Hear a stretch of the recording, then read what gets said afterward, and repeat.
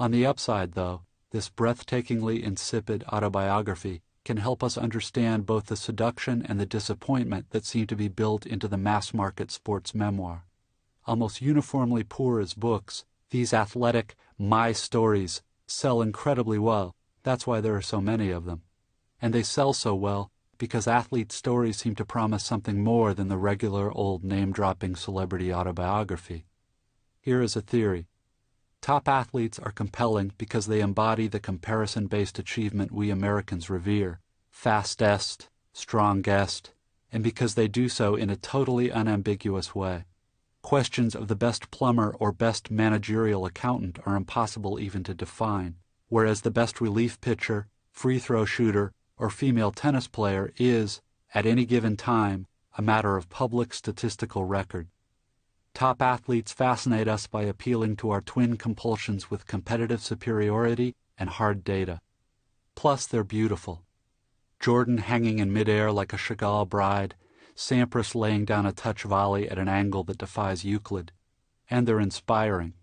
There is, about world-class athletes carving out exemptions from physical laws, a transcendent beauty that makes manifest God in man. So actually more than one theory, then. Great athletes are profundity in motion. They enable abstractions like power and grace and control to become not only incarnate but televisable. To be a top athlete performing is to be that exquisite hybrid of animal and angel that we average unbeautiful watchers have such a hard time seeing in ourselves. So we want to know them, these gifted, driven physical achievers. We too, as audience, are driven. Watching the performance is not enough. We want to get intimate with all that profundity. We want inside them. We want the story. We want to hear about humble roots, privation, precocity, grim resolve, discouragement, persistence, team spirit, sacrifice, killer instinct, liniment, and pain. We want to know how they did it. How many hours a night did the child bird spend in his driveway hitting jumpers under home-strung floodlights? What ungodly time did Bjorn get up for practice every morning? What exact makes of cars did the Butkus boys work out by pushing up and down Chicago streets? What did Palmer and Brett and Peyton and Everett have to give up? And of course, too, we want to know how it feels, inside, to be both beautiful and best. How did it feel to win the big one? What combination of blankness and concentration is required to sink a putt or a free throw for thousands of dollars in front of millions of unblinking eyes? What goes through their minds? Are these athletes real people? Are they even remotely like us? Is their agony of defeat anything like our little agonies of daily failure? And of course about the thrill of victory, what on earth might it feel like to hold up that #1 finger and be able to actually mean it? I am about the same age and played competitive tennis in the same junior ranks as Tracy Austin, half a country away and several plateaux below her.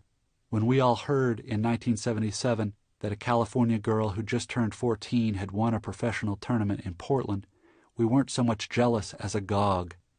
None of us could come close to testing even a top 18-year-old, much less pro-caliber adults. We started to hunt her up in tennis magazines, search out her matches on obscure cable channels. She was about 4'6" and 85 pounds. She hit the hell out of the ball and never missed and never choked and had braces and pigtails that swung wildly around as she handed pros their asses. She was the first real child star in women's tennis, and in the late 70s she was prodigious, beautiful, and inspiring. There was an incongruously adult genius about her game, all the more radiant for her little girl giggle and silly hair. I remember meditating, with all the intensity a 15-year-old can summon, on the differences that kept this girl and me on our respective sides of the TV screen. She was a genius and I was not. How must it have felt? I had some serious questions to ask her. I wanted, very much, her side of it. So the point, then, about these sports memoirs' market appeal, because top athletes are profound, because they make a certain type of genius as carnally discernible as it ever can get, these ghost-written invitations inside their lives and their skulls are terribly seductive for book buyers.